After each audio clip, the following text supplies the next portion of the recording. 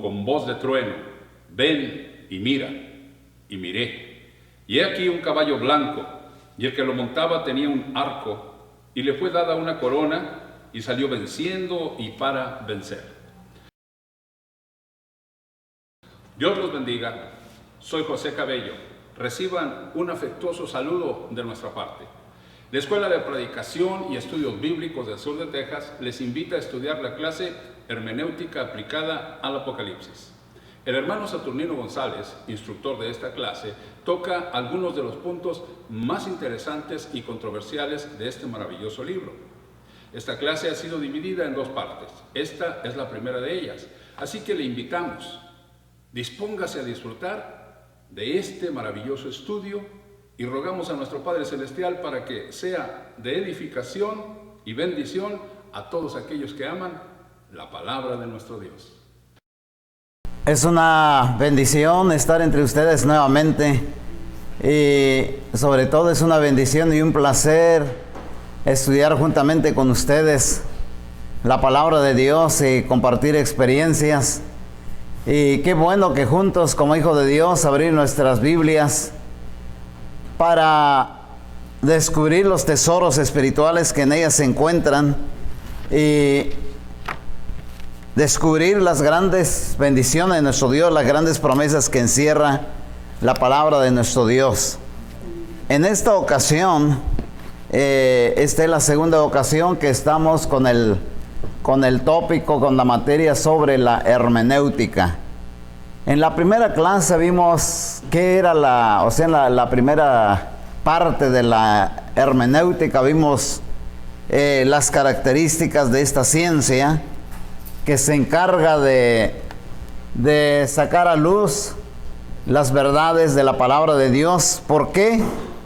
Porque hay que usar la hermenéutica, porque debemos entender que la Biblia no se escribió ayer, ni se escribió en nuestro medio tampoco, y muchas veces no estamos en el medio en el cual se desarrolló la inspiración de las Sagradas Escrituras. Tenemos que remontarnos al primer siglo. Si nosotros queremos entender el Apocalipsis, tenemos que remontarnos al primer siglo y entender ahí las expresiones que se usaban. Claro, todo esto lo vimos en la primera parte sobre la hermenéutica.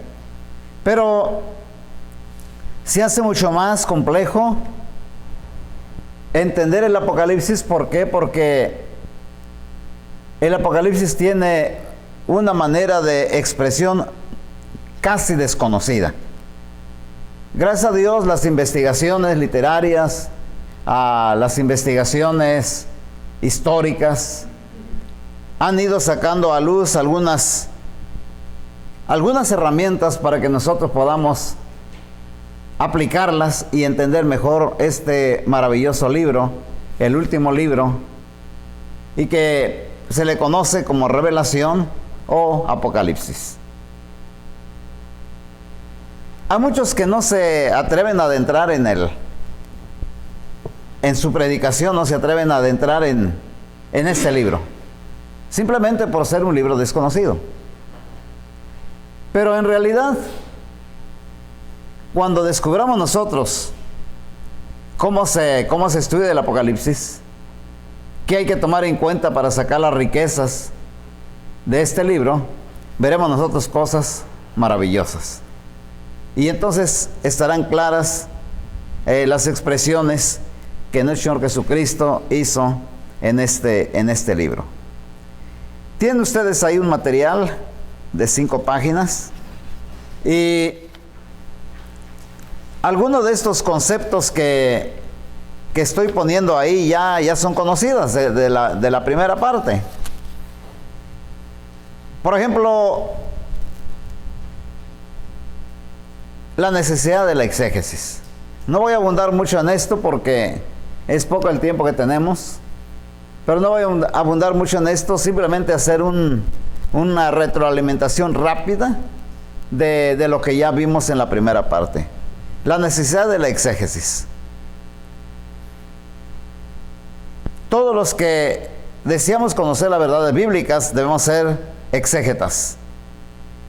Es decir, ser conocedores del método orientado a la legítima interpretación de las Sagradas Escrituras. Si para los demás libros de la Biblia es importante hacer una exégesis, diría yo que mucho más importante hacer una exégesis correcta sobre el Apocalipsis, porque de ahí han surgido varias teorías que discrepan con la verdad bíblica. Por ejemplo, ustedes han escuchado teorías como la del 1000 años en la tierra, el paraíso en la tierra. Ustedes han escuchado conceptos como el rapto. Y muchas dudas con respecto a aquel número 144,000. ¿Quiénes son? ¿Todo por qué? Todo porque está escondido en símbolos. Por eso es importante hacer una exégesis seria de este libro de Apocalipsis. La necesidad del estudio trascendente.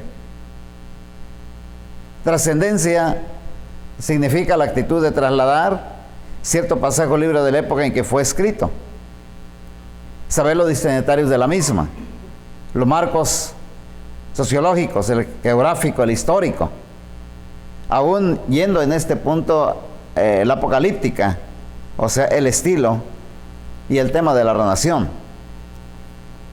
Ahora, no olvidar que las Sagradas Escrituras son una manifestación literaria de un pueblo, aun cuando también es la manifestación de la voluntad divina para el mundo. Quiero insistir en esto. No olvidar que las Sagradas Escrituras son una manifestación literaria de un pueblo. Ahora, esto es importante. ¿Qué es la apocalíptica? Ese es el punto que, avanzando rápido, ¿qué es la apocalíptica?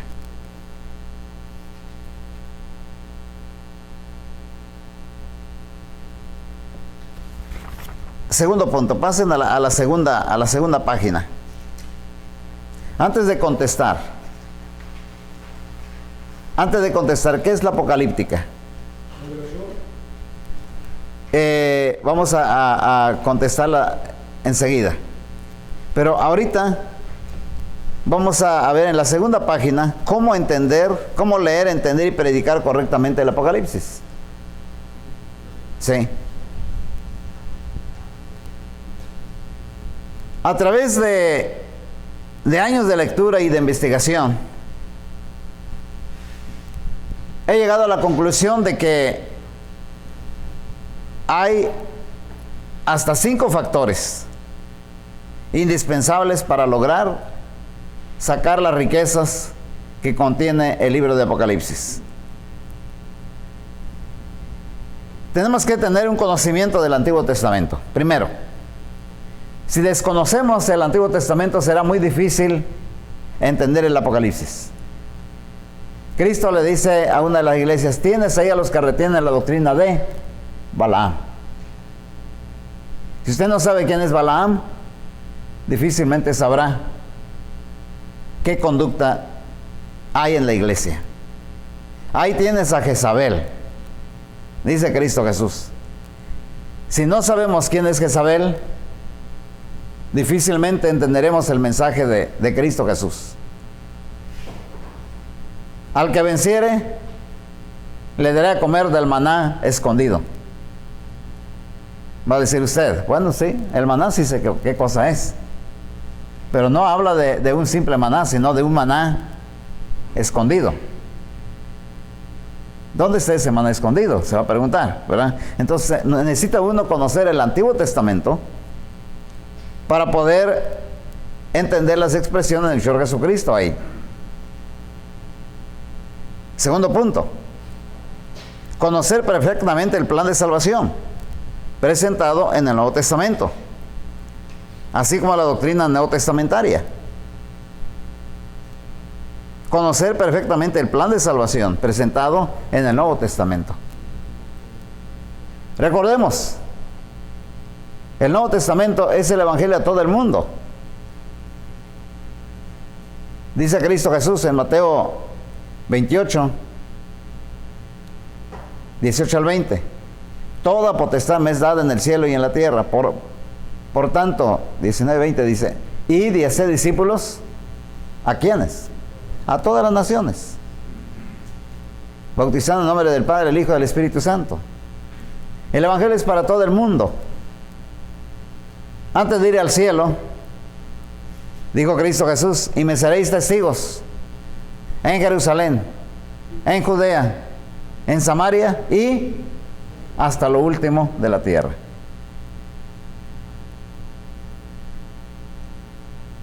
Ahora,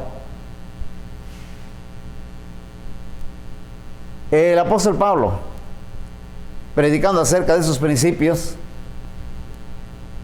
decía en Gálatas capítulo 3, versículo 26 en adelante, dice, todos somos salvos a través de Cristo Jesús, porque todos los que hemos sido bautizados en Cristo, de Cristo estáis revestidos. Ya no hay ¿qué? Judío, ni griego. En otras palabras, se rompe esa exclusividad del judío. Entonces, tenemos que entender ese punto del Nuevo Testamento para poder aplicarla en nuestra interpretación del Apocalipsis. Y esto será importante cuando veamos los 144,000. ¿Por qué? Porque ahí dice, y oí el número de los sellados, 144,000 de todas las tribus de la nación de Israel. Entonces muchas veces si nosotros pensamos que los 144,000 son solamente israelitas carnales, ya entonces nos estamos saliendo del concepto del plan de salvación neotestamentario. ¿Por qué? Porque el plan de Dios para salvar al mundo es para salvar al mundo, no es solamente para salvar a la nación de Israel. Entonces ahí se plantea una contradicción que no existe. Entonces tenemos que aplicar correctamente el Nuevo Testamento.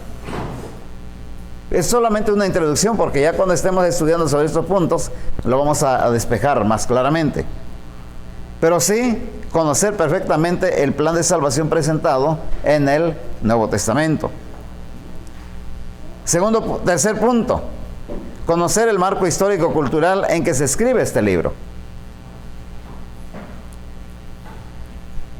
¿Cuál es el marco histórico? ¿Cuál es el marco cultural?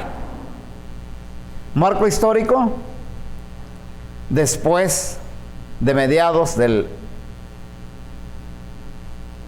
primer siglo. ¿Sí? Y esto lo vamos a reforzar ahora en este siguiente material que tenemos. ¿Cuál es la característica del medio cultural histórico en que se escribe este documento? Estamos viendo que el Apocalipsis surge de la iglesia, o sea, el libro me refiero, no el recurso literario. La revelación, Apocalipsis, surge de la iglesia, el pueblo de Dios. ¿Cuál es la situación del pueblo de Dios? Un pueblo perseguido. Y no solamente la iglesia, sino también la nación de Israel. La nación de Israel está en un medio de opresión por el Imperio Romano. Y no solamente era la nación de Israel que estaba en opresión, sino que muchos pueblos estaban en una situación similar a la de la iglesia, la de la nación de Israel, y también estaban siendo víctimas de la opresión del Imperio Romano. Había muchos pueblos en angustia. Había muchos pueblos sin esperanza. Tenemos que entenderlo para ver cómo surge y por qué se desarrolla entonces el recurso de la apocalíptica. Por eso es importante conocer el marco histórico-cultural en que se escribe este libro. En el punto 4 dice: reconocer que la Biblia es una obra literaria y que en su elaboración no está ajeno el empleo de figuras literarias que hicieron uso los escritores quienes intervinieron en su formación bajo la inspiración del Espíritu Santo. En este punto tenemos que entender algo.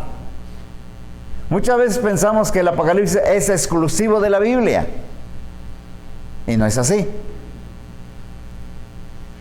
La apocalíptica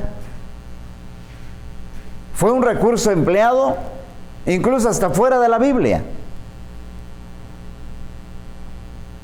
Pero tenemos que entender cuáles son sus características. Ahora bien, aunque es una manera de expresar las verdades de un pueblo, no por eso está independiente de la voluntad de nuestro Dios. Finalmente, en el punto 5 le anoté así: conocer ciertos elementos básicos de la literatura apocalíptica, por ejemplo, números, colores, figuras, para que podamos sacar las verdades de este libro tan maravilloso. Quizá alguna de las figuras, alguna de las expresiones sean desconocidos para nosotros. ¿Por qué? Porque se desarrolla en este mundo en el cual comienza con la opresión de Babilonia, después viene Media Persia, después viene Grecia, y después Roma. Luego viene este punto tan conocido como los 400 años del silencio. ¿Cuáles son los 400 años de silencio? Cuando no llega inspiración divina. No hay producción de un libro inspirado. Entonces, este medio lo tenemos que conocer para que entonces podamos sacar, una vez más digo, las verdades de este libro. Ahora, hemos visto entonces las herramientas para sacar las verdades maravillosas del Apocalipsis. Primer punto: conocer el Antiguo Testamento. Segundo punto: conocer el plan de salvación presentado en el Nuevo Testamento. Tercero: conocer el marco histórico-cultural en que se escribe este libro, propiamente de la revelación y que se encuentra en la Biblia. Cuarto: reconocer que la Biblia es una obra literaria y que en el Apocalipsis también están aplicados los recursos de expresión de un pueblo para que el pueblo entienda la voluntad de nuestro Dios. 5. Conocer algunos elementos básicos de la literatura apocalíptica. Ahora bien, antes de entrar directo a la Biblia, tenemos la página 3 sobre... No vamos a hablar todo porque el tiempo es corto, pero quiero ver algunos puntos ahí importantes. Por ejemplo, lo que es literatura apocalíptica. En este material podemos leer lo siguiente: en el siglo XX, los estudiantes de la profecía bíblica han dedicado considerable tiempo a investigar un género particular llamado apocalíptica. El término se deriva de la palabra griega apocalipsis, que se halla en Apocalipsis 1:1, que significa descubrir o revelar. O hay otra palabra que se llama develar. Develar, quitar el velo, dejar claro, hacer a un lado quitar el símbolo y dejar descubierta la verdad. Quitar el velo para verla con claridad lo que está atrás. El principal enfoque de la literatura apocalíptica es la revelación de lo que había estado oculto, en particular con respecto a los tiempos del fin. Aunque aquí tenemos que aclarar con respecto a los tiempos del fin. Pero tenemos que entender que cuando el Señor Jesucristo habla de los tiempos del fin, o cuando la Biblia habla acerca de los posteriores tiempos, no necesariamente está hablando de los últimos días literales antes de que venga el Señor Jesucristo. Porque dice en Hebreos 1:1, Dios, habiendo hablado muchas veces y de muchas maneras a los padres por medio de los profetas, en estos ¿qué? Postreros días nos ha hablado mediante el Hijo. Entonces ahí podemos entender que los postreros días comprende cuando viene el Señor Jesucristo hasta el fin del mundo, que en realidad no son los últimos días. Lo que está expresando es el último periodo cuando se expresa la voluntad de nuestro Dios. También dice el apóstol Pablo a Timoteo, pero el Espíritu dice claramente que en los posteriores tiempos algunos apostatarán de la fe. Entendamos, no está hablando de los últimos días, que falta una semana, faltan 2 meses para que venga Cristo Jesús. No se refiere a esos últimos días, no, sino en el periodo cristiano, en la era cristiana. A eso se refiere últimos días. Entonces, tenemos que entender que, por ejemplo, dice, el principal enfoque de la literatura apocalíptica es la revelación de lo que había estado oculto, en particular con respecto a los tiempos del fin. Los tiempos del fin, es decir, la era cristiana. Porque claramente, si usted ve las noticias por la televisión, hablan acerca de una catástrofe. Dice, una catástrofe con dimensiones, ¿qué? Apocalípticas. ¿Han escuchado ustedes en las noticias? Están empleando mal la palabra apocalíptica. Porque el Apocalipsis no está hablando solamente acerca de cómo se va a destruir este mundo. Definitivamente no. Sino el Apocalipsis es la revelación. Es parte del Nuevo Testamento. No tenemos que aislar el Apocalipsis como, ¿qué diré yo? De Mateo hasta, ¿cuál es el libro antes del Apocalipsis? Hasta Judas. Sí, no tenemos que hacer. El Nuevo Testamento es Mateo hasta Judas. Y después, ¿qué es el Apocalipsis? Los últimos días. Los últimos momentos del mundo. No. El Apocalipsis sigue siendo el mensaje del Nuevo Testamento. Es el mismo mensaje, pero oculto tras símbolos. Muy bien. Entonces, ahora, ¿por qué el Apocalipsis es algo tan especial entonces? Porque los escritos apocalípticos no canónicos se hallan desde la época de Daniel hasta el final del primer siglo después de Cristo. Escuchemos bien esto. Los escritos apocalípticos no canónicos se hallan desde la época de Daniel. Y esta manera de expresarse termina hasta el final del primer siglo. En otras palabras, la Biblia, desde Daniel. ¿Y quiénes son los contemporáneos de Daniel? Daniel, ¿en dónde profetiza? ¿En dónde desarrolla su labor profética Daniel? En Babilonia. ¿Sí? Ahora bien, entonces quiere decir que la apocalíptica es un medio de expresión desde el imperio babilónico.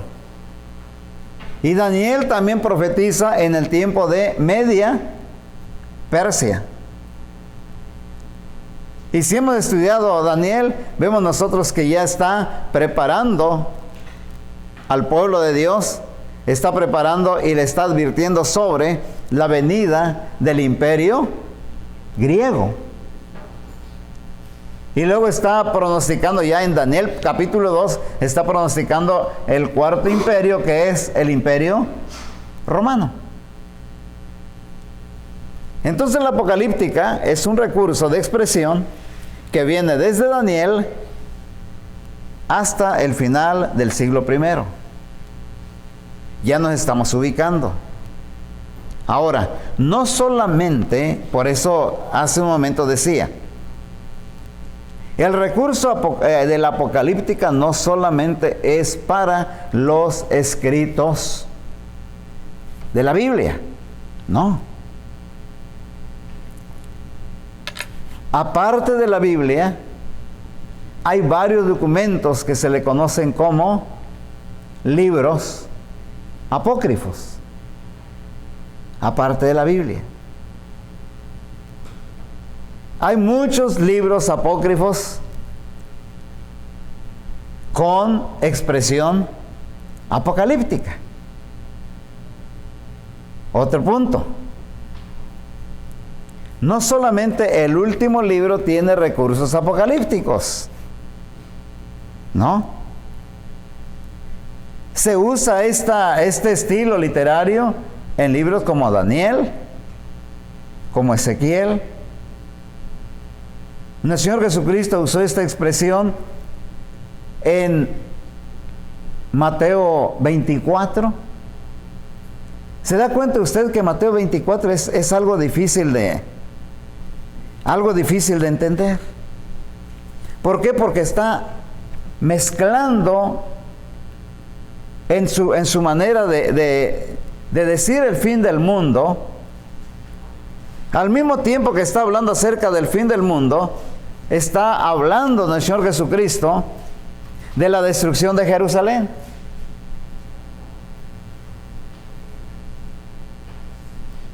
En una ocasión alguien me decía, hermano, ¿por qué dice la Biblia que Cristo, que dice, yo ya sé qué día va a venir Cristo Jesús? Dice, puede ser que venga en sábado, dice. Pero aquí hay que orar mucho para que Cristo Jesús no venga en sábado, dice. ¿Y por qué dice que oremos mucho para que no venga en sábado? Dice, oren para que no sea en un día de reposo. Y entonces me llevaba a Mateo 24 y le digo, hermano, tenemos que entender el punto de que el Señor Jesucristo está usando expresiones apocalípticas ahí. ¿Por qué? Porque está mezclando dos acontecimientos similares. Uno es el fin del templo y el otro es la venida del Señor Jesucristo. No es el mismo acontecimiento. Oren para que no sea en invierno, ni que sea en día sábado. ¿Por qué? Porque, en primer lugar, cuando veáis la desolación abominadora, se refiere al ejército invasor, al ejército romano. Cuando los veáis, huyan a los montes. Imagínense, en invierno, frío, salir de casa, salir de la ciudad para huir a los montes, Mejor que no sea en invierno. Segundo punto, que no sea en día de reposo. ¿Por qué? Porque el día sábado el caminar del judío estaba limitado. Recuerda este punto. Cuando Cristo Jesús subió al cielo, se aparecen unos ángeles y les preguntan a los apóstoles: ¿por qué estáis mirando al cielo? Este mismo Jesús que ha sido tomado de vosotros al cielo, así vendrá como le habéis visto ir al cielo. Y entonces dice: se regresaron de donde estaban a Jerusalén, camino de un día de reposo. Muchos dicen que es un kilómetro, otros dicen que es una milla. En realidad los judíos solamente estaban autorizados el día sábado a caminar ese trayecto. Entonces, si ocurría la invasión romana, ocurría en un día sábado, imagínense cómo se van a escapar los judíos si el trayecto que podían caminar era demasiado corto. Pero entonces, el relato de Mateo 24 está mezclado. Y por eso es que con el uso de la expresión apocalíptica no se entiende muy bien el mensaje. ¿Bien? Entonces, tenemos que entender que el recurso apocalíptico no es exclusivo solamente, en primer lugar, no es exclusivo solamente de el último libro de la Biblia. Hay expresiones apocalípticas, repito, en Daniel, Ezequiel, el Señor Jesucristo la usó. En segundo punto, no es exclusivo de la Biblia porque hay mucho más documentos apócrifos que usan la apocalíptica. ¿Por qué? Vamos a ver. Estamos en este documento. Los escritos apocalípticos no canónicos se hallan desde la época de Daniel hasta el final del primer siglo después de Cristo y tienen varias características en común. El autor Leon Morris describe estas características. Primero, el escritor tiende a escoger a algún personaje del pasado, por ejemplo, Enoc o Moisés, y lo hace héroe del libro. Segundo punto, este héroe a menudo hace un viaje, acompañado de un guía celestial, quien le muestra visiones interesantes y las comenta con él. Tercero, a menudo la información se comunica mediante visiones. Las visiones a menudo hacen uso de simbolismos extraños y enigmáticos. Quinto, las visiones con frecuencia son pesimistas con respecto a la posibilidad de que la intervención humana mejore la situación actual. Sexta, las visiones por lo general terminan con la intervención divina, llevando el presente estado de cosas a un cataclismo y al establecimiento de una situación mejor. Séptimo, el escritor apocalíptico a menudo usa un seudónimo, afirmando escribir en el nombre de su héroe elegido. Octavo, el escritor con frecuencia toma parte de la historia y las vuelve a escribir como si fueran profecía. 9. El enfoque de la literatura apocalíptica es confortar y sostener al remanente fiel. Estas son las características generales de la expresión apocalíptica, del recurso apocalíptico. Y vemos nosotros que la iglesia se ajusta perfectamente a estas características, aunque basado en la enseñanza bíblica.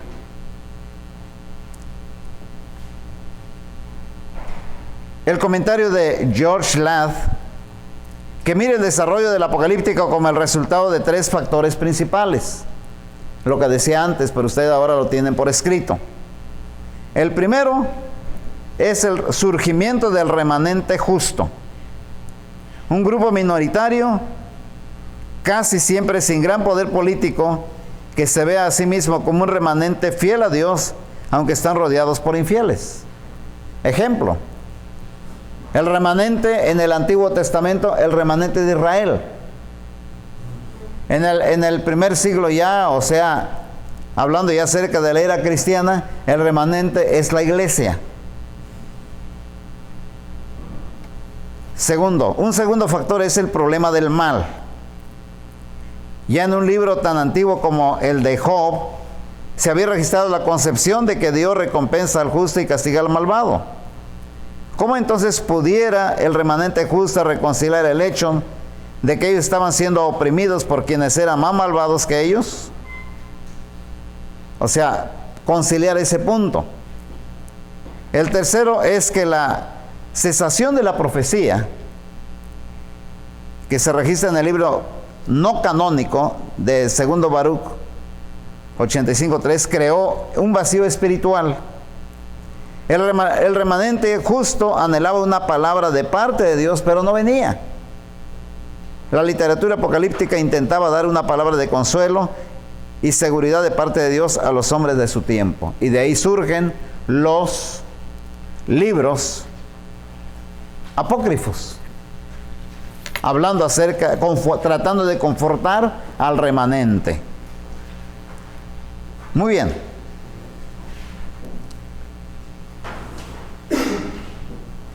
Ahora, apliquemos el recurso de la apocalíptica directamente a la Biblia. Yo les invito a que relean esta información. Lean esta información sobre entender el recurso de la apocalíptica, del porqué de su razón de ser. La expresión apocalíptica, primer punto, surge de un estado de angustia, surge de sociedades bajo opresión, surge de pueblos que no ven solución a sus problemas.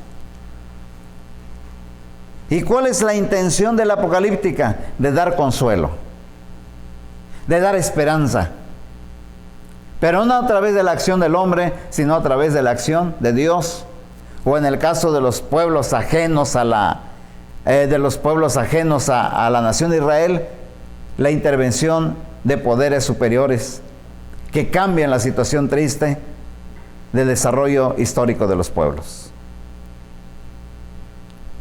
Si contemplamos, repito, las sociedades, no solamente la sociedad espiritual que es la iglesia, no solamente la sociedad hebrea, si contemplamos el panorama mundial desde el imperio babilónico hasta el primer siglo, vemos que los pueblos sufrían opresión. Ahora, apliquemos este mismo punto a nuestro tiempo. ¿Cómo podríamos aplicar el mensaje apocalíptico en nuestro tiempo? Vemos una situación similar. Vemos tanta opresión del poder satánico sobre el mundo. ¿Cómo Satanás, quiero adelantarme un poquito aquí, pero no abramos nuestra Biblia? En el capítulo 12 de Apocalipsis, fíjense, hay 3 puntos en Apocalipsis 12. Primero, aparece la nación de Israel en la figura de la mujer vestida de sol. Una mujer vestida de sol con una corona de ¿cuántas estrellas? 2 estrellas. Y está en dolores de parto. Nuestro Señor Jesucristo llegando al mundo a través de la nación de Israel. Pero inmediatamente al mismo tiempo vi una segunda visión. Un dragón escarlata con 7 cuernos, 10 cabezas, 7 diademas.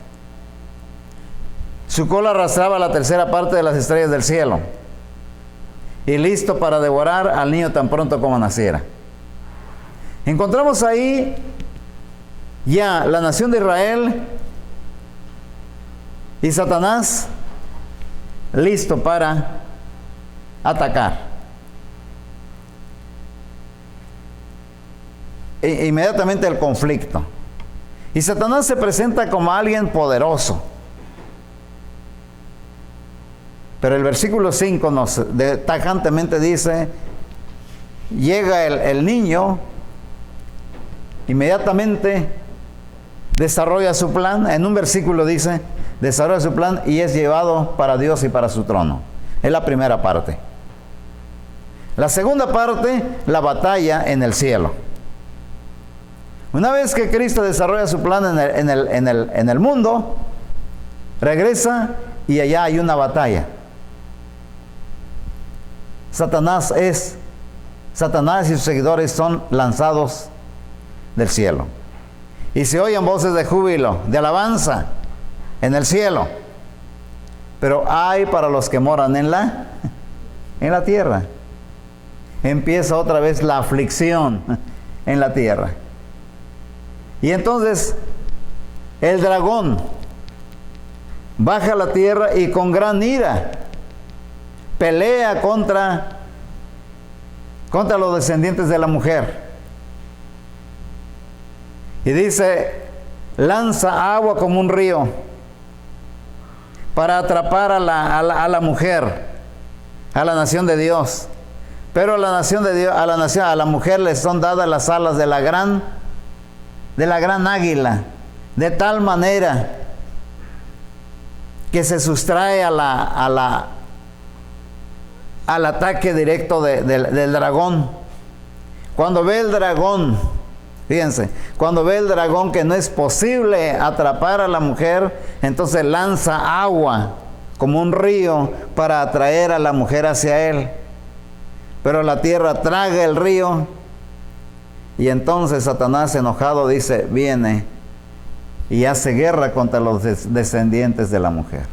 Ese es el capítulo 12. Vean ustedes todo el conflicto que hay ahí del pueblo de Dios. Entonces entra al capítulo 13. Fíjense muy bien. En el capítulo 13 dice, y Satanás se paró en la orilla del mar. Y aquí hay un pequeño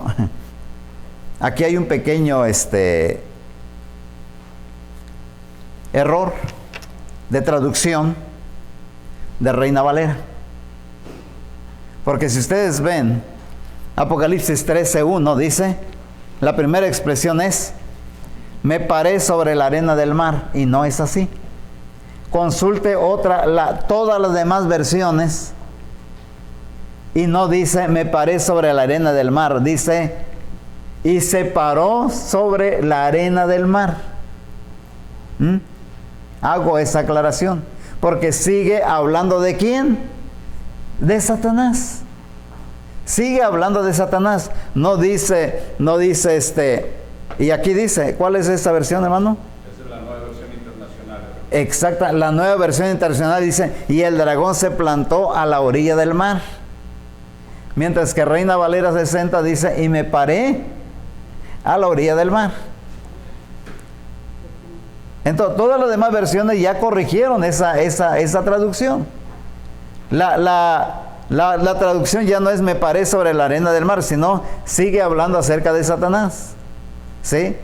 Entonces Satanás se planta a la orilla del mar y entonces surgen dos bestias. Otra vez, repito, surgen dos bestias y qué curioso. ¿Por qué? Porque dice, el versículo siguiente dice, entonces vi que del mar subía una bestia, la cual tenía 10 cuernos y 7 cabezas. En cada cuerno tenía una diadema y en cada cabeza un número blasfemo contra Dios. Y dice, la bestia parecía un leopardo. ¿Se acuerdan ustedes que en Daniel 7 habla de un leopardo?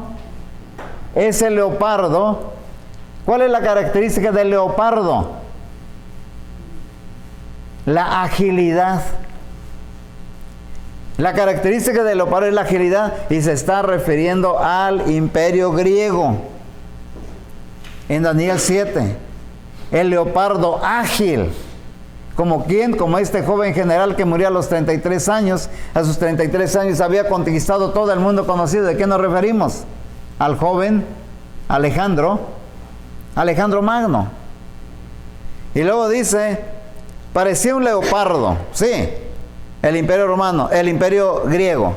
Tenía patas como de oso.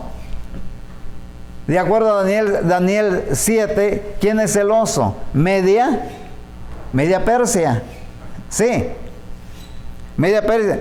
Fauces como de león. ¿Sí? Fauces como de león. Está hablando acerca de Babilonia. ¿Sí? Entonces, si ustedes se dan cuenta que regresa nuestro Señor Jesucristo nos ilustra cómo es el mundo al cual nos estamos enfrentando. Entonces ya el Apocalipsis ya lo podemos aplicar a nuestro tiempo. En el tiempo de Cristo Jesús, ¿cuál es el mundo a la que se enfrentaba la iglesia? Imperio Romano, con todas las influencias desde Babilonia hasta ese momento. En segundo lugar,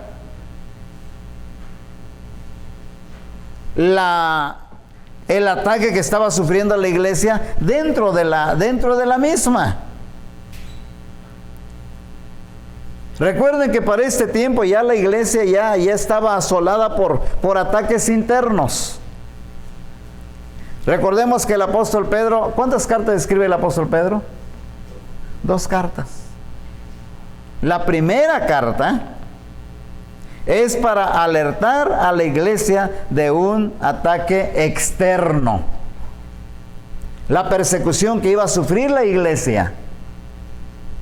Pero la segunda carta del apóstol es para alertar a la iglesia de los ataques internos que sufriera la iglesia por la apostasía. Entonces, por eso es que nuestro Señor Jesucristo presenta 2 bestias. La primera bestia es el poder mundano. Es el poder del mundo en contra de la iglesia. ¿Cómo podríamos aplicar este punto? Si nosotros vemos el mundo y el poder del mundo, prácticamente como cristianos veríamos que es un panorama desolador. Retrata nuestro Señor Jesucristo a esta bestia, el mundo. Fíjense, el versículo 3. Dice, el dragón le confirió a la bestia su poder, su trono y su autoridad. ¿El dragón quién es? Satanás. ¿Quién es la primera bestia? El poder del mundo. Satanás le confiere al mundo su poder, su trono y gran autoridad. Una de las cabezas de la bestia parece haber sufrido una herida mortal, pero esta herida fue sanada. ¿Sí? Ahora, es interesante lo que hace la primera bestia. Dice aquí, la última parte del versículo 3, el mundo entero, fascinado, iba tras la bestia.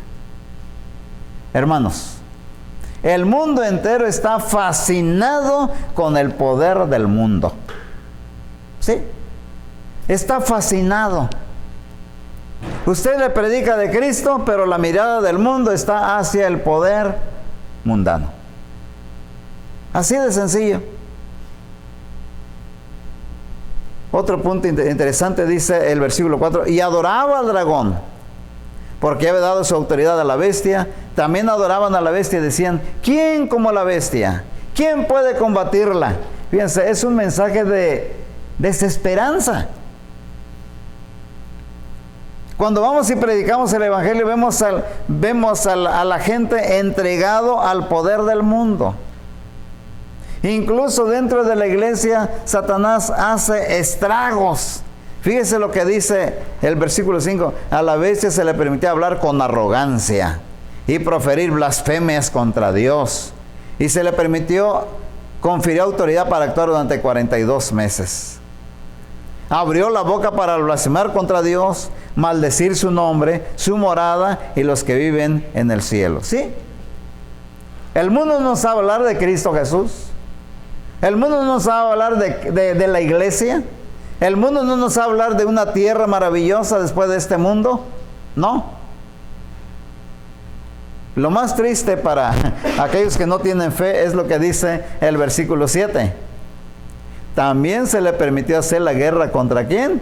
A los santos y vencerlos. Y se le da autoridad sobre toda raza, pueblo, lengua y nación. Fíjense, este es el panorama. Es el panorama que tenían los pueblos antes de Cristo. Es el panorama que veía la nación de Israel. Es el panorama que ve la iglesia. Y es el panorama que vemos ahora. Satanás, usando a la primera bestia, hace estragos en la sociedad. Hace estragos en la iglesia. ¿Cuántos miembros de la iglesia son oprimidos a través de esa tarjeta de crédito? ¿Sí o no? Son vencidos por la tarjeta de crédito. Viven esclavos por la tarjeta del crédito, hermanos. Es triste, pero es cierto. Y la sociedad está enferma. ¿Por qué? Porque la mayoría está endeudada. Otra situación más. ¿Cuánta gente ahora con la tecnología es esclava de las redes sociales? ¿Cuántos matrimonios son rotos por el internet? Es el poder del mundo. ¿Cómo el mundo ejerce este poder a través de la tecnología cuando el cristiano se puede escapar de eso? Pero el poder mundial todo lo controla. Aparentemente hay un texto por ahí, un artículo que aparentemente es inofensivo. Dice: el Facebook te conoce más que tu mamá. Sí. Ahora, ¿qué emoción? Dice, el Hotmail es gratuito. Y usted dice, qué buenas gentes, yo a través de Hotmail puedo... Pero no. ¿Saben por qué es gratuito? Porque les das toda tu información. Y saben lo que tú quieres. ¿Sí? Desde el momento en que reservo desde el momento en que yo reservo mi boleta para venir al valle, inmediatamente me llegan mensajes: ¿quiere un carro? Empresas de carros, acá y allá y todo eso. ¿Por qué? Porque va a viajar y entonces le vamos a ofrecer lo demás. Sí, porque te conocen. Y entonces ya estás dando tu información, entonces ya te pueden mandar todo lo que ellos quieren que tú compres. Hermanos, entonces, vemos nosotros ahí un panorama, el primer panorama, hermanos. Este es solamente el primer panorama. Esto es solamente la primera bestia. Capítulo 12, el ataque satánico a Cristo y al pueblo de Dios. Capítulo 13, la primera parte de cómo se ejerce el ataque de Dios, del diablo contra la iglesia a través de la primera bestia. Pero falta la segunda bestia, ¿sí? Que está ahí mismo en estos siguientes versículos. Dice ahí: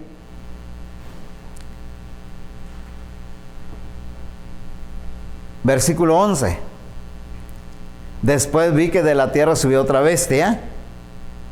Tenía 2 cuernos como de cordero, pero hablaba como dragón. Falta la segunda bestia. Esta segunda bestia, sus características: 2 cuernos como de cordero. En el Apocalipsis se habla del cordero mucho. En el Nuevo Testamento se habla del Cordero. ¿Y quién es el Cordero? Cristo Jesús. Esta segunda bestia tiene aspecto de Cristo. Pero habla como dragón. ¿Quién es el dragón? Satanás. Aspecto de Cristo, pero eso hablar de la edad que no es Cristo. ¿Por qué? Porque sus enseñanzas son satánicas. ¿De qué está hablando? Está hablando de la apostasía. Está hablando del pseudo cristianismo. Está hablando de movimientos religiosos que no proclaman el evangelio puro. Es claramente lo que decía Pedro en sus 2 cartas. La primera carta, ataque del mundo, ataque externo hacia la iglesia. Segunda carta, el ataque que ejerce el diablo dentro de la propia iglesia. Es decir, la apostasía. Entonces, hermanos, con esta visión desoladora, con este panorama desolador, tiene que haber un mensaje de esperanza. Tiene que haber un mensaje de fe. Tiene que haber un mensaje de aliento. Y entonces la apocalíptica usa esta expresión para levantarnos de esta situación tan desoladora, para llevarnos a un nivel más alto para que podamos nosotros conservar nuestra fe. Estamos viendo entonces los recursos de la apocalíptica, ya la hermenéutica aplicada al Apocalipsis. Y entonces vamos a entrar en un capítulo específico. Pintamos el 12, el 13 y vamos a entrar a un capítulo ya específico para entender mejor este mensaje.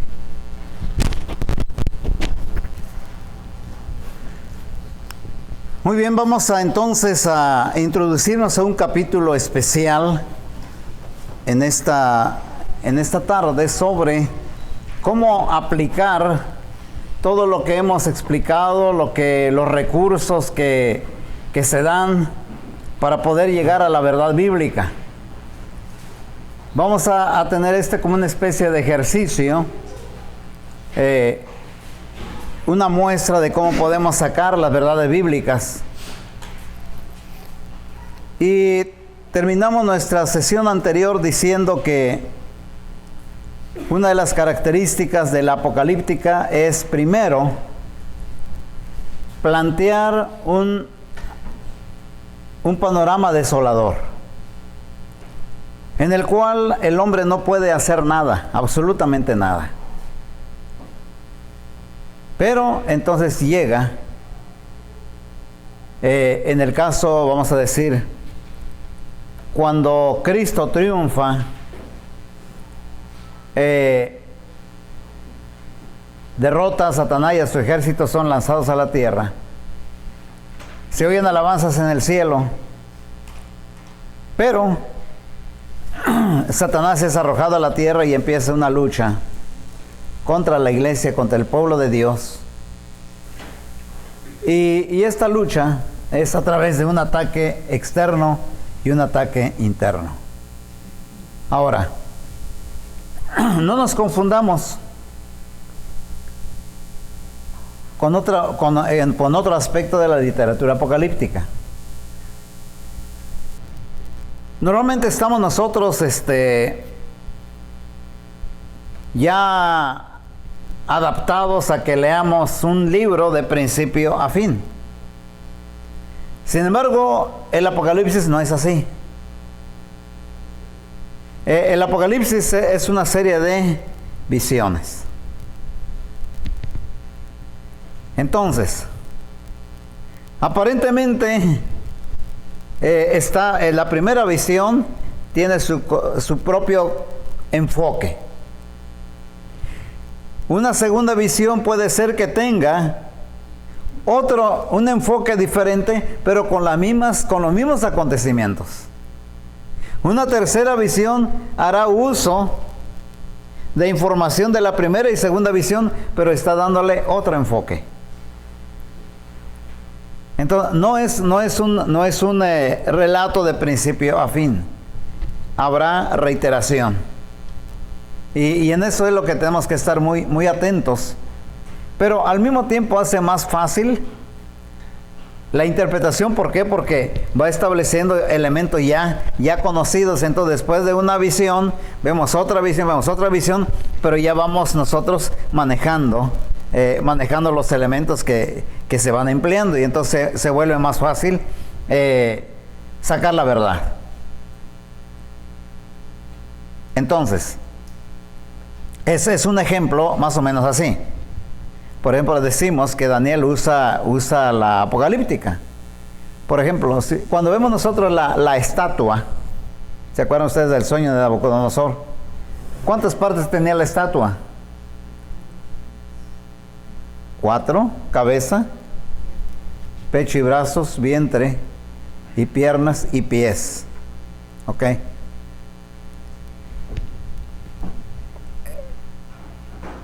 Ese número 4 es interesante. ¿Por qué? Porque habla acerca de los imperios mundiales. Cuando vamos al capítulo 7, otra vez es 4.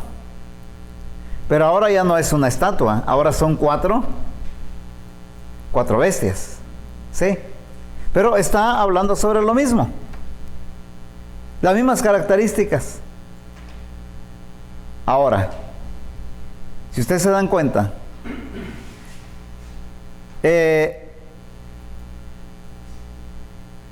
Daniel en el capítulo 2 termina con un solo versículo impactante que dice: y en los días de estos reyes, Daniel 2:44, y en los días de estos reyes el Dios del cielo establecerá un reino que no será jamás destruido. No será dejado a otro pueblo, y este reino permanecerá para siempre. Pero imagínense, llega el mensaje de esperanza. Sin embargo, este mensaje viene en los tiempos de Babilonia. Tendrán que pasar Babilonia, luego sigue Media Persia, Grecia y Roma, cuando finalmente Dios establece su reino. En Daniel 7, cuando está hablando de las grandes bestias, sucede igual. Usted ve las 4 grandes bestias, la cuarta diferente a las 3. Y en los días de la cuarta bestia, se presenta Dios en todo su esplendor en el cielo. Millones y millones le servían. Ríos de fuego salen por ahí. Y al final dice: vi que venía un hijo, como un hijo de hombre, entre las 9 venía un hijo de hombre, y le fue dado dominio eterno.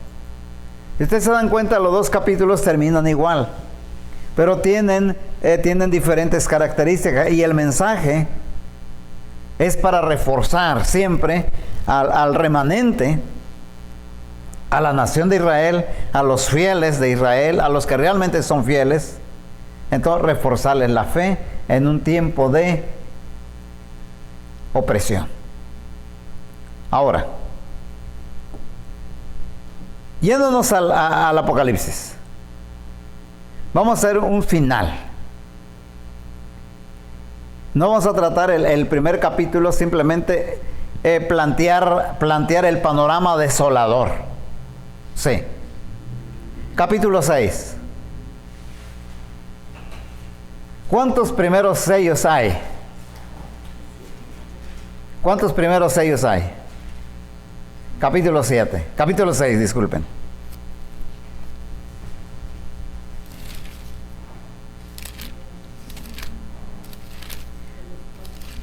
Cuatro primeros sellos. Fíjense. Primer sello, versículo 2, un caballo blanco. Segundo sello, capítulo 4, caballo bermejo. Tercer sello, versículo 5, caballo negro. Cuarto sello, versículo 8, caballo amarillo. El panorama del mundo.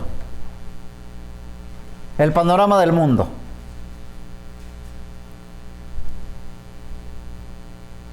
El primer caballo tiene una corona, le fue a dar una corona y salió venciendo y para vencer. Refleja esa corona que recibe. Esa corona que recibe este jinete. Es aquella corona a la que se refiere el apóstol Pablo en primera carta a los Corintios, capítulo 9, versículo 24. 1 Corintios 9, 24, que dice: ¿no sabéis que los que corren en el estadio, todos a la verdad corren, pero uno solo se lleva el premio? Corred de tal manera que lo obtengáis. Todo aquel que lucha, de todo se obtiene. Ellos a la verdad, para recibir una corona, ¿qué? Corruptible. La corona que recibe este jinete es la corona corruptible, es la corona de la competencia. Salió venciendo y para vencer. Pero esta corona de vencedor, aquí vale explicar el medio cultural de aquel entonces cuando se escribe esta carta. Siglos antes de Cristo ya habían comenzado los Juegos Olímpicos. Y en este siglo en que se escribe, en el primer siglo, seguían los Juegos Olímpicos.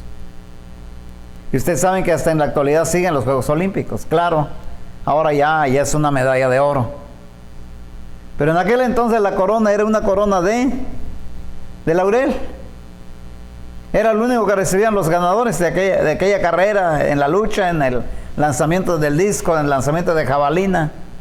Era una corona de laurel. Por eso dice el apóstol Pablo: ellos con todo ese esfuerzo solamente para ganar una corona corruptible. Bueno, esta es la corona que recibe el primer jinete. Competencia. Y la competencia, hermanos, genera odios, genera envidias y genera la guerra. Ahí viene el segundo jinete, la guerra. Ninguna causa de guerra es por otra cosa más que por la competencia. Una competencia comercial. De ahí viene la guerra. Tercer sello. ¿Cuál es la consecuencia de la guerra? La desigualdad social. Vencedores y vencidos. Pero viene el mensaje tajante en el cuarto sello. Vencedores y vencidos se enfrentan todos a la muerte. ¿Sí? Pero en el sexto sello hay un mensaje de esperanza para el pueblo de Dios. ¿Por qué? Porque dice que se les da vestidura blanca si se les dice que descansen. Ahí está la promesa del descanso. Pero esto es después de la muerte. Mientras estemos en el mundo, tenemos los espectros: competencia, guerra, desigualdad social y muerte. Y a pesar de ser cristiano, lo ves, si te enfrentas solamente al mundo con ojos humanos, otra vez, el paisaje es desolador. No hay esperanza.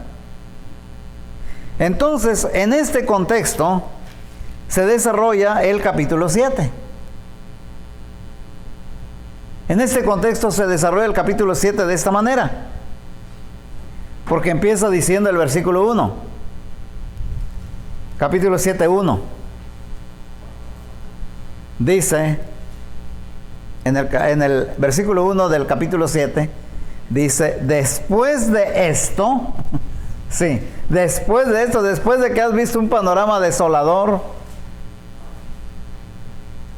y una promesa después de la muerte, pero mientras ¿qué? Te preguntas. Mientras llega la bendición después de la muerte, tú te enfrentas a este panorama. competencia, guerra, desigualdad social y muerte. Mientras que, mientras llegas al otro lado, ¿qué? Entonces es cuando viene el mensaje, la primera parte del capítulo 7. Y lo vamos a leer. Apocalipsis capítulo 7. Dice: después de esto vi a 4 ángeles en pie sobre los 4 ángulos de la tierra, que detenían los 4 vientos de la tierra, para que no soplase viento alguno sobre la tierra, ni sobre el mar, ni sobre ningún árbol. Fíjense, ahí se repite ¿qué número? El número 4. El número 4. Daniel capítulo 2, ¿4 qué? 4 partes de la estatua. Daniel capítulo 7, ¿4 qué? 4 bestias. Y aquí habla de 4 ángulos de la tierra, 4 vientos de la tierra. En otras palabras, ¿cuál es el énfasis? De que lo que te va a hablar es lo que va a ocurrir aquí en la tierra. Porque repito, quiero ubicarlos en este punto. A ver, fíjense acá.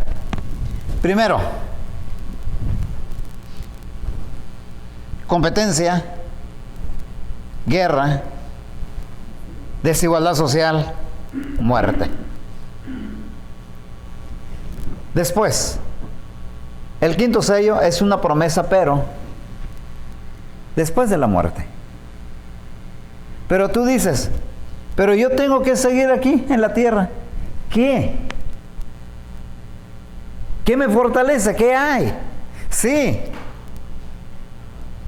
yo sé que estoy en este mundo, yo sé que estoy inmerso aquí, pero mientras ¿qué? Porque el descanso te va a venir ya cuando hayas abandonado la tierra. Pero mientras ¿qué?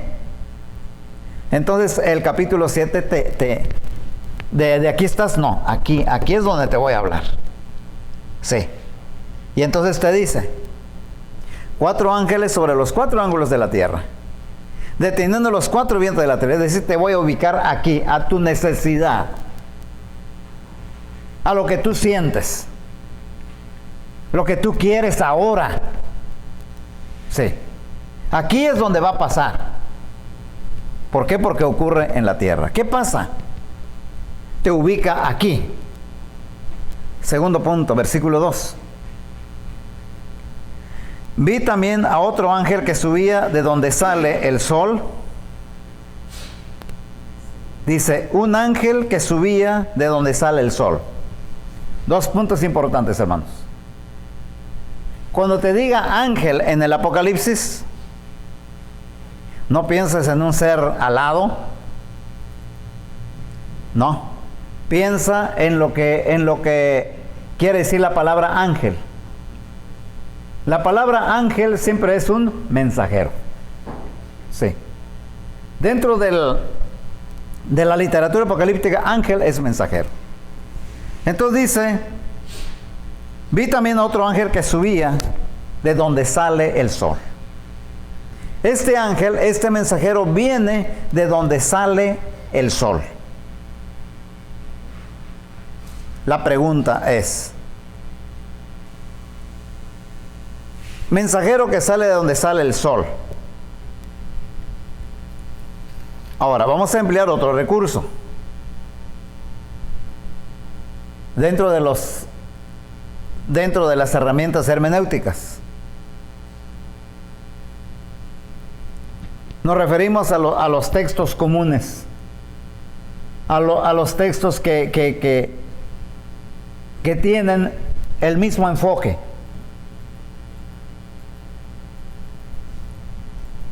Un mensajero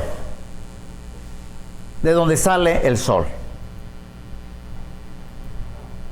Entonces, vamos aplicando este recurso hermenéutico.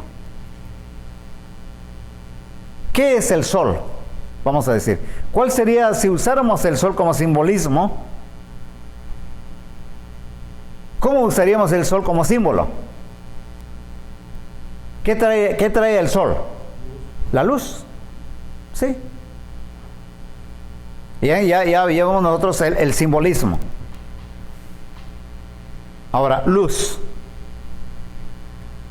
Ahora, no busquen en su Biblia, pero por ejemplo, una mujer vestida de sol. ¿Una mujer vestida de qué? De luz. Una nación en luz. Fíjense. Ahora,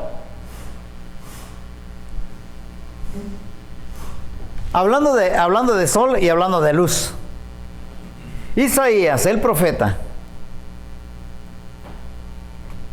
dice que antes de que naciera Cristo, el pueblo estaba en tinieblas. Y luego brilla la luz. Vaya usted a Isaías 9. Isaías 9. Ahí lo dice. Dice en el versículo 1 de Isaías 9: mas no habrá siempre que oscuridad para la que ahora está en angustia, tal como la aflicción que le vino en el tiempo en que livianamente tocaron la primera vez a la tierra de Zabulón y a la tierra de Neftalí. Pues al fin llenará de gloria el camino del mar de aquel lado del Jordán. ¿En dónde? En Galilea de los gentiles. Dice el versículo 2: el pueblo que andaba en tinieblas vio ¿qué? Gran luz. Los que moraban en tierra de sombra de muerte, luz resplandeció sobre ellos. Ahora, ¿de quién está hablando? Más adelante, en el versículo 6, dice: porque un niño nos es nacido, hijo nos es dado, y el principado sobre su hombro, y se llamará su nombre Admirable, Consejero, Dios Fuerte, Padre Eterno, Príncipe de Paz. ¿De quién está hablando?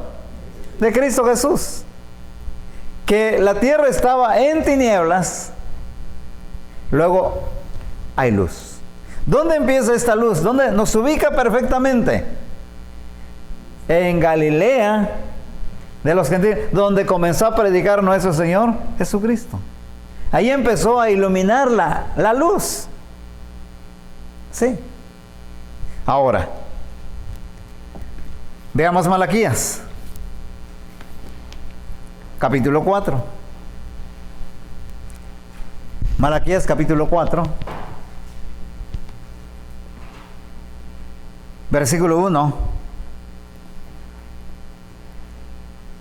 Dice, versículos 1 y 2 dice: porque he aquí viene el día ardiente como un horno, y todos los soberbios y todos los que hacen maldad serán estopa. Aquel día que vendrá los abrazará, ha dicho Jehová de los ejércitos, y no les dejará ni raíz ni rama. Mas a vosotros los que teméis mi nombre, nacerá ¿qué cosa? El sol de justicia, y en sus alas traerá salvación, y saldréis y saltaréis como becerros de la manada. Para ustedes va a venir el sol de justicia. Ahora, entonces, aplicando estos textos que concuerdan entre sí, cuando llegamos al Apocalipsis dice: vi también a otro ángel que subía de donde sale el sol. ¿Sí? ¿Quién es este mensajero que sale de donde sale el sol, que trae la luz? Es Cristo Jesús. Ese mensajero es Cristo Jesús. Y luego se refuerza, ¿por qué? Porque dice, ¿tenía qué cosa? Apocalipsis 7:2. Vi también a otro ángel que subía donde sale el sol, y tenía qué cosa? El sello del Dios vivo. El sello del Dios vivo. Ahora, Cristo Jesús trae luz, pero no solamente trae la luz, trae el sello del Dios vivo. ¿Y cuál es ese sello? Dice en Efesios capítulo 1: Vayan ustedes a Efesios capítulo 1. Vamos a leer primero el versículo 3 y nos brincamos inmediatamente a los versículos 13 y 14. Efesios 1, 3 y después 13 y 14. Vean ustedes lo que dice el apóstol Pablo. Bendito sea el Dios y Padre de nuestro Señor Jesucristo, que nos bendijo con toda bendición espiritual en los lugares celestiales. ¿En quién? En Cristo Jesús. En Cristo Jesús tenemos acceso a todas las bendiciones espirituales. Ahora, vayamos a los versículos 13 y 14. Dice, en Él también. ¿Quién? ¿En Él quién? En Cristo Jesús. En Él también vosotros, habiendo oído la palabra de verdad. Y específicamente de la palabra de verdad, ¿cuál? El evangelio de vuestra salvación. Y habiendo creído en Él, ¿qué pasó? Fuisteis sellados con el Espíritu Santo de la promesa. Entonces, ¿cuál es el sello de Dios? El Espíritu Santo. ¿Sí? El Espíritu Santo. Pero, escuchen bien. El Espíritu Santo se logra ¿cuándo? Ahí lo dice. Habiendo escuchado la palabra de verdad. Específicamente, ¿qué? El evangelio de vuestra salvación. Y luego no solamente escuchado, ¿sí? Habiendo creído, en otra palabra, habiendo creído yo y obedecido. Pero luego viene el texto específico. ¿En qué momento se recibe el Espíritu Santo? ¿Sí? ¿En qué momento se recibe el Espíritu Santo? Y yo creo que este texto se lo saben de memoria, Hechos 2:38. Pedro les dijo, arrepentidos y bautícese cada uno de vosotros en el nombre del Señor Jesucristo para perdón de pecados y recibiréis el don del Espíritu Santo. Es decir, van a ser sellados. Van a ser sellados. Muy bien. Entonces,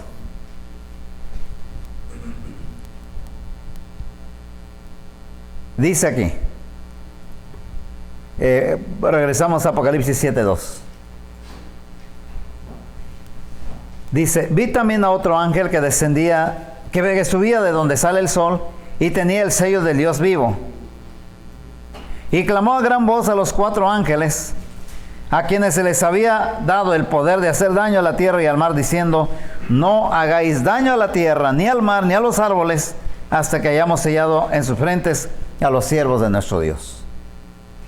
El mensaje del ángel, el mensaje de Cristo es, la tierra no debe sufrir daño, la tierra no será destruida, la vida del hombre no será acabada hasta que reciba el sello de Dios.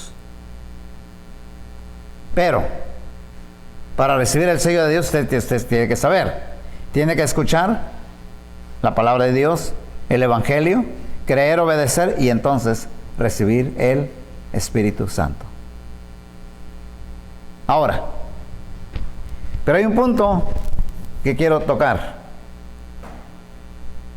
¿Qué conexión tiene el Espíritu Santo con Cristo Jesús? ¿Por qué es necesario esta secuencia?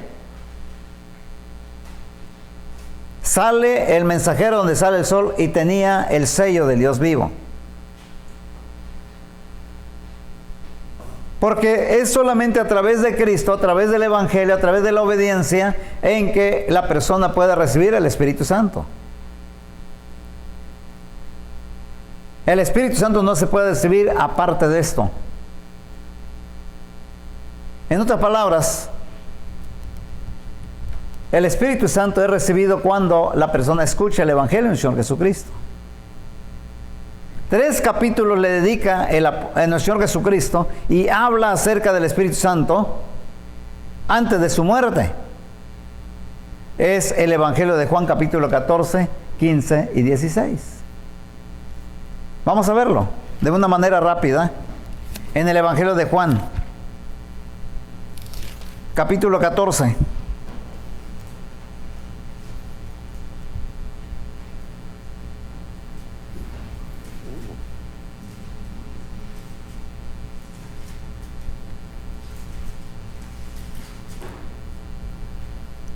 En el capítulo 14, en el versículo 16, dice: y yo rogaré al Padre y os dará otro Consolador para que esté con vosotros para siempre, el Espíritu de verdad, al cual el mundo no puede recibir porque no le ve ni le conoce, pero vosotros le conocéis porque mora con vosotros y estará en vosotros.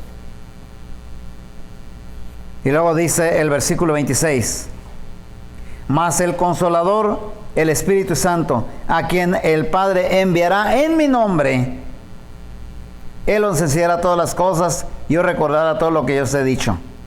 Fíjese este punto, hermanos. Versículo 26. Mas el Consolador, el Espíritu Santo, a quien el Padre enviará en mi nombre. En otras palabras, en mi nombre significa en mi autoridad. Ahora, cuando el Padre le da la autoridad al Hijo, fíjense este punto, la predicación del apóstol Pedro. No abran su Biblia, pero dice así, Hechos 2:36. Sepa pues ciertísimamente toda la casa de Israel, que este mismo Jesús a quien vosotros crucificasteis, Dios le ha hecho Señor y Cristo. Sí. Dios le ha hecho el dueño de todo y el ungido es el Rey. Le ha dado todo el poder.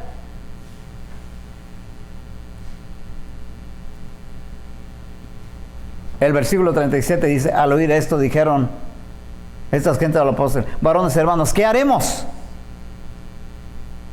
Y el 38 dice: arrepentíos y bautícese cada uno de vosotros en el nombre, en la autoridad de Jesucristo, para perdón de pecados. Cristo Jesús les perdonará sus pecados y entonces van a recibir el Espíritu Santo.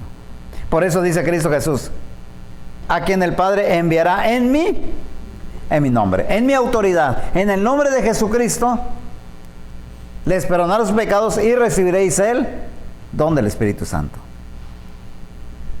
Ahora, capítulo 15,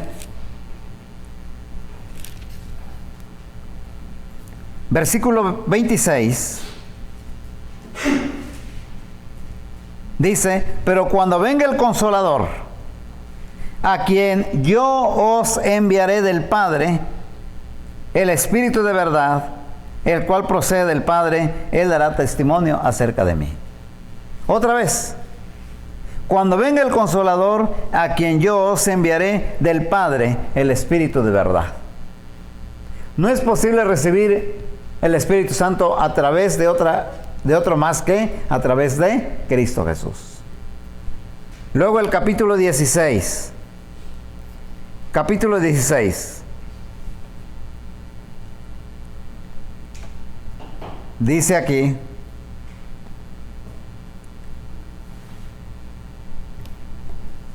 versículo 7. Pero yo os digo la verdad, os conviene que yo me vaya, porque si no me fuera, el Consolador no vendría a vosotros, mas si me fuere, ¿qué dice? Os lo enviaré. Yo lo voy a enviar. El Padre me ha dado a mí la autoridad para darles el Espíritu Santo, perdón de pecados y el don del Espíritu Santo. Entonces, por eso es que dice, capítulo 7 de Apocalipsis, versículo 2: vi también a otro ángel que subía de donde sale el sol y tenía el sello del Dios vivo. Y al mundo, las fuerzas de la naturaleza no le harán daño a los siervos de nuestro Dios, porque van a ser sellados con el Espíritu de Dios. Y entonces viene el punto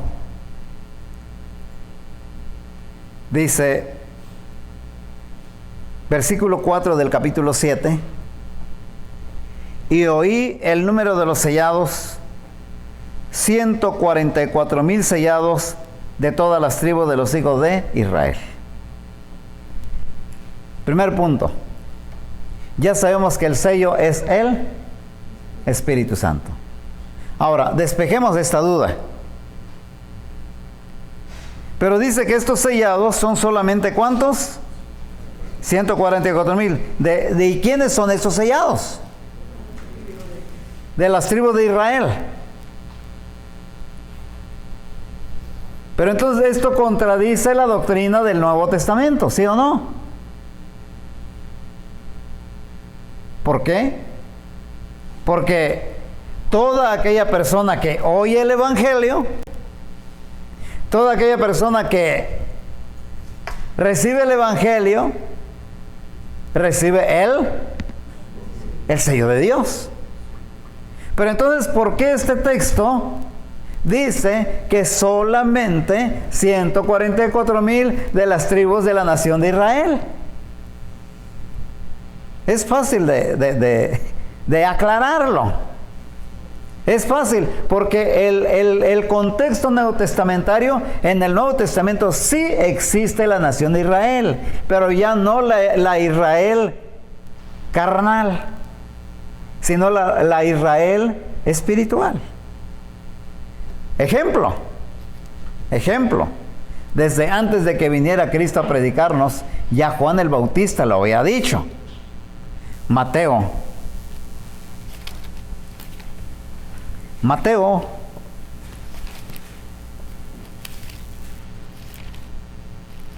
vamos a ver en el capítulo 3.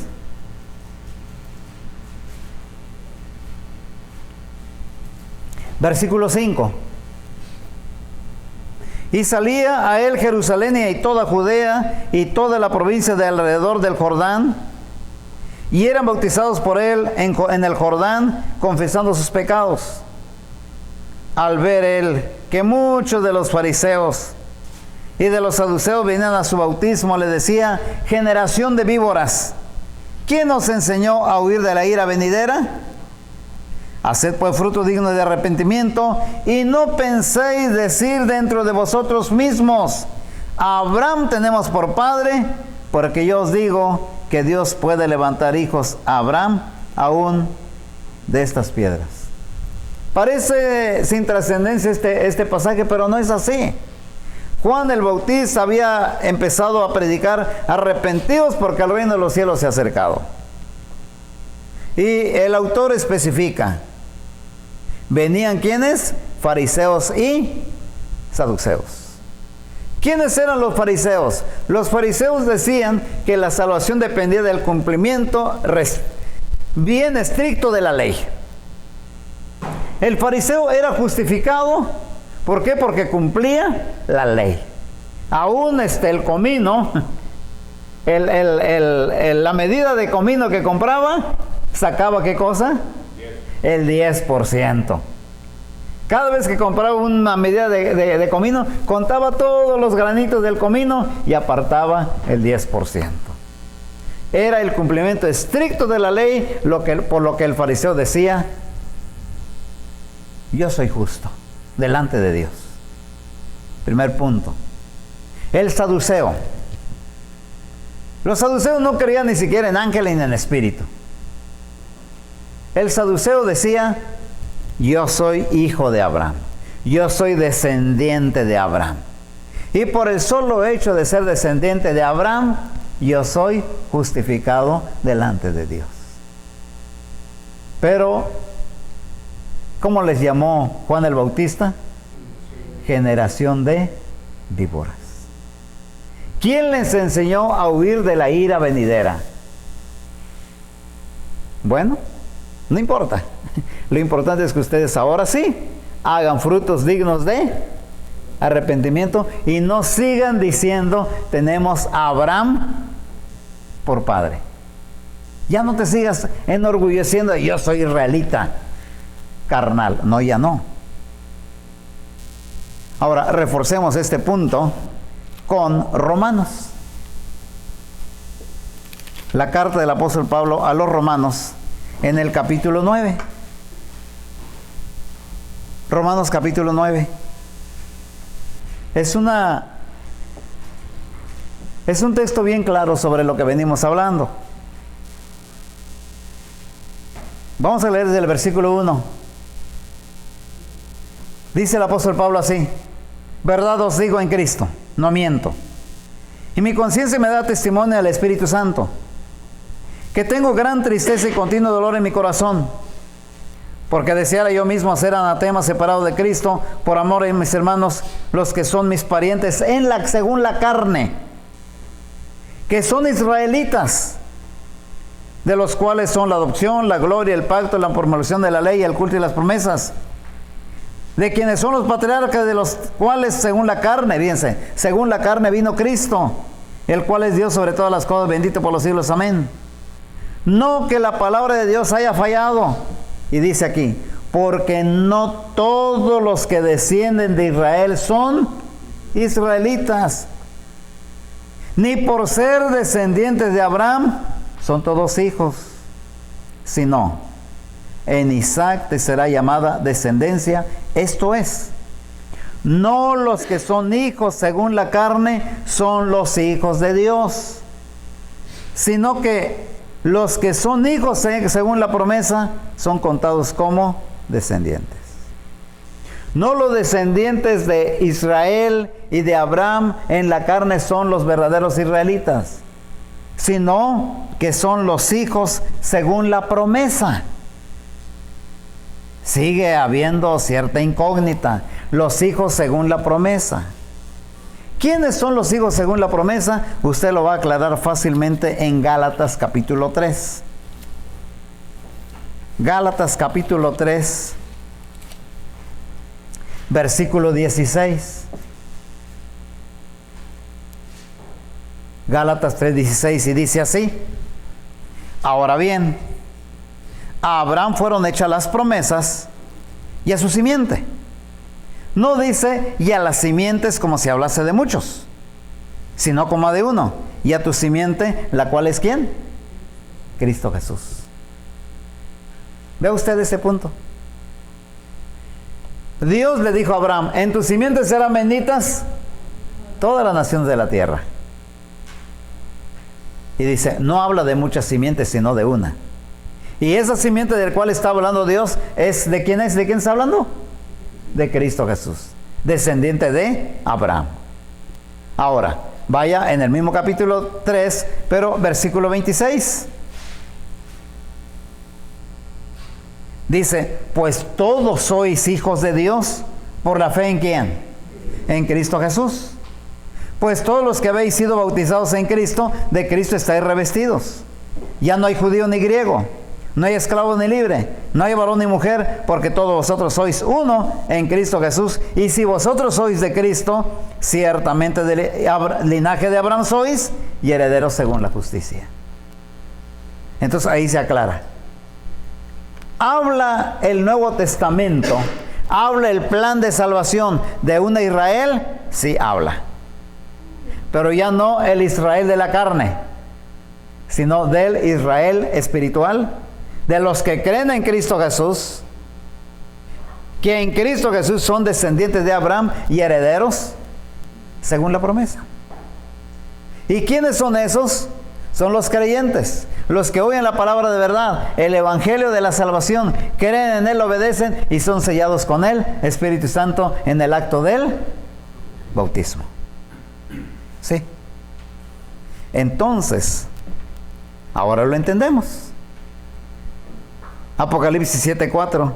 Y oí el número de los sellados, 144,000 sellados de todas las tribus de los hijos de Israel. Sí, pero de la Israel espiritual.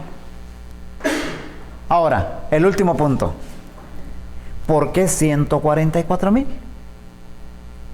¿Por qué 144,000? Que ha sido un tema de debate. Bueno, ¿y quién va a entrar en ese número? ¿A quién le va a tocar? No hay por qué preocuparnos, porque es solamente un número simbólico. 144,000. En esta semana, en otro material vamos a darles de acuerdo a la apocalíptica, literatura apocalíptica, cuál es el significado de los números. Pero de una manera rápida: 3, número de Dios, Padre, Hijo y Espíritu Santo. 4, creador más la creación. Norte, sur, este, oeste. Los 4 vientos. El número cósmico, el número del mundo. 4. 6 es el número de hombre. ¿Por qué? Porque el hombre fue creado al 6º día. 7 es el número completo y perfecto. ¿Por qué? Porque viene la creación más el creador, o el creador más la creación. 3 más 4 son 7. ¿Sí?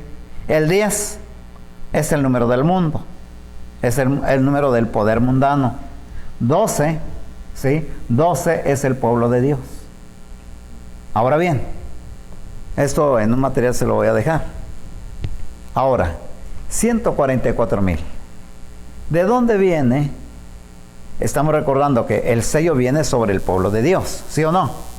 Ahora, está simbolizado en el número 144,000. Ahora, ¿por qué? Porque recordemos que el número 144 viene de 12 por 12. El 12 es el pueblo de Dios, pero 12 por 12. ¿Por qué 12 por 12? Uno aquí es 12 y el otro 12, pero se multiplica. Entonces está hablando de 2 pueblos en uno. 12 por 12. 2 pueblos en uno a través de la multiplicación. 144,000. Y la Biblia es clara en eso, de estos 2 pueblos. De esta primera cifra 12, de estos 12 que se juntan y hacen uno solo. Bueno, ¿cuál es esa? Vamos a ver Efesios capítulo 2. Y con eso vamos a terminar. Efesios capítulo 2. Conocidos por todos este texto. En el versículo 11. Efesios capítulo 2, versículo 11. En el versículo 11 dice: por tanto, acordaos de que en otro tiempo vosotros, ¿quiénes? Los gentiles, en cuanto a la carne, erais llamados incircuncisión por la llamada circuncisión hecha con mano en la carne. Fíjense, está hablando de la carne. Unos eran llamados, ¿qué? Gentiles, y este otro grupo era llamado ¿cómo? Circuncisión. Repito, primero, gentiles, llamados gentiles así, gentiles en la carne por la circuncisión en la carne. 2 pueblos separados, gentiles y judíos.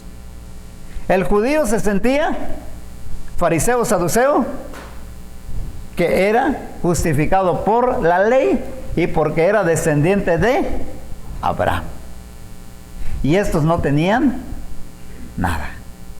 Dice el versículo 12, hablándole a los gentiles: en la carne, en aquel tiempo estabais sin Cristo, alejados de la ciudadanía de Israel y ajenos a los pactos de la promesa, sin esperanza y sin Dios en el mundo. Estos no tenían nada, estos tenían todo.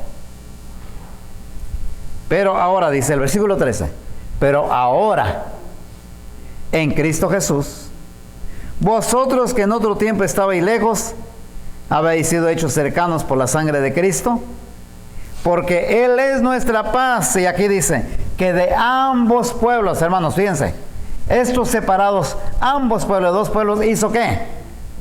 Uno, derribando la pared intermedia de separación, uno solo. Luego dice el versículo 15, aboliendo en su carne las enemistades, la ley de los mandamientos expresados en ordenanzas, para crear en sí mismo de los 2, ¿cuántos? Uno solo y nuevo hombre, haciendo la paz. Y luego dice, y mediante la cruz, reconciliar con Dios a ambos en un solo cuerpo, matando en ella las enemistades. Y vino y anunció las buenas nuevas de paz a vosotros que estabais lejos. ¿Quiénes estaban lejos? Los gentiles. Y los que estaban cerca, ¿quiénes estaban? Los que estaban cerca, los judíos. Porque por medio de él, los unos y los otros, tenemos entrada por un mismo Espíritu al Padre. Por un mismo sello, porque por un mismo Espíritu Santo. Ahí dice Espíritu, está con letra mayúscula. Por el Espíritu Santo dice, porque por medio de él, los unos y los otros, tenemos entrada por un mismo Espíritu Santo al Padre.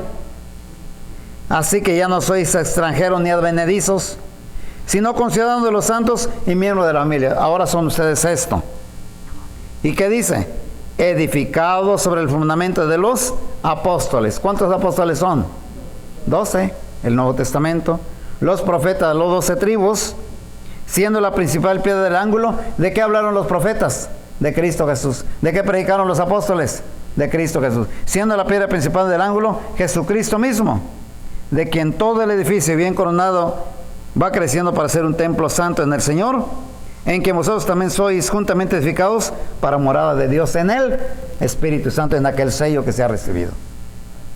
¿Qué es 144,000? Es el símbolo de la unidad del pueblo de Dios, traído de los pueblos gentiles y de los judíos.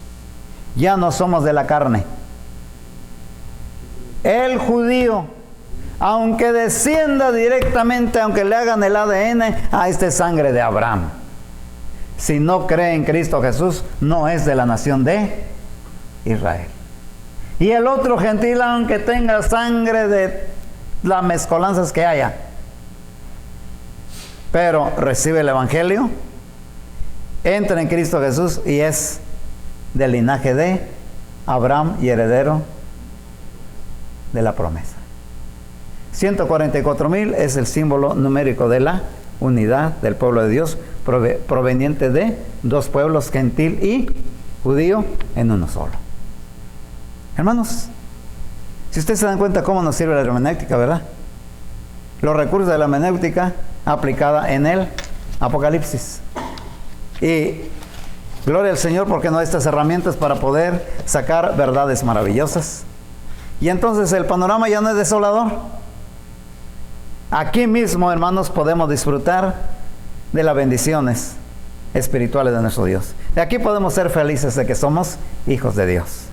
A pesar del mundo opresor, a pesar de un mundo que se ve terrible, pero aquí mismo no necesitamos morir para ir a descansar y esperar a morir para recibir la bendición de Dios, porque desde ahora ya somos hijos de Dios y gozamos según sus promesas.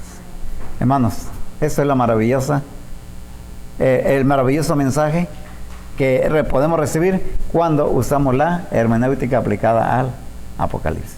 En la siguiente clase veremos cosas todavía maravillosas. Que Dios le bendiga.